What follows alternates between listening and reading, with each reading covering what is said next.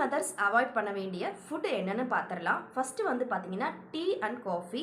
இதில் உள்ள கெஃபைன் அப்படிங்கிற வேதிப்பொருள் வந்து பார்த்தீங்கன்னா குழந்தைகளோட பிரெயில் செல் டெவலப்மெண்ட்டை வந்து பார்த்தீங்கன்னா அஃபெக்ட் பண்ணக்கூடிய சான்சஸ் ரொம்ப அதிகமாக இருக்குது.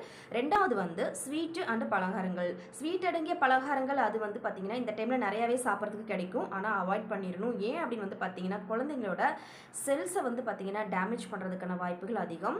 நான்காவது வந்து பார்த்தீங்கன்னா கேஸ்ட்ரிட்டிஸ் அதிகமாக ஃபார்ம் ஆகக்கூடிய மதர்ஸ் மற்றும் பேபிஸ் இவங்களுக்கு வந்து பார்த்தீங்கன்னா அவாய்ட் பண்ண வேண்டிய வெஜிடபிள்ஸ் வந்து பார்க்கும்போது கேபேஜு, ப்ராக்கோலி, அதுக்கப்புறம் காலிஃப்ளவர், அதே மாதிரி ஃப்ரூட்ஸில் பைனாப்பிள், வாட்டர்மெலன், கிரேப்ஸ் இது எல்லாமே அவாய்ட் பண்ணிக்கணும்.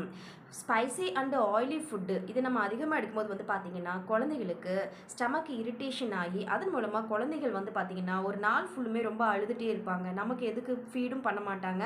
நம்ம நினைப்போம் எதுக்கு அழுகுறாங்கன்னே தெரியாது. ஸோ இதன் மூலமாக என்ன ஆகும் அப்படின்னு வந்து பார்த்திங்கன்னா கேஸ்ட்ரிஸ் ஃபுல்லாக ஃபார்ம் ஆகி குழந்தைகளுக்கு கான்ஸ்டிபேஷன் வரைக்குமே கொண்டு போய் விடும்.